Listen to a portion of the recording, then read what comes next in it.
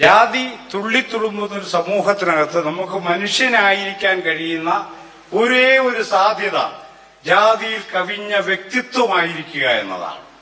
എല്ലാവരെയും പരിഗണിക്കുവാനും ഉൾക്കൊള്ളാനും കഴിയുന്ന വിസ്തൃതമായ ബോധ്യമുള്ള മനുഷ്യരായിരിക്കുക എന്നതാണ്. ഒരിക്കൽ ഒരു സ്ഥലത്ത് ചെന്നു, ഒരു വീട്ടിലേക്ക് പുറത്ത് ബഹളം ഉണ്ടാക്കുക.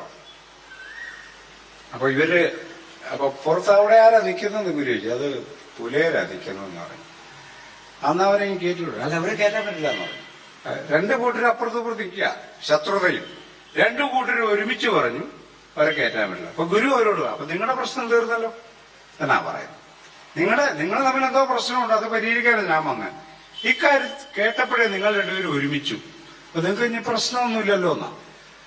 അപ്പൊ ഇങ്ങനെ മറ്റുള്ളവർക്കെതിരെ സംഘടിക്കാനും മറ്റുള്ളവരെ ഇല്ലാതാക്കാനും അവരെ അപായപ്പെടുത്താനുമുള്ള ഒരു യുക്തിയാണ് ജാതിയിൽ. അത് നമ്മുടെ ജാതിയായാലും ഉന്നതന്റെ ജാതിയായാലും ജാതിയിൽ പ്രവർത്തിക്കുന്നതാണ്.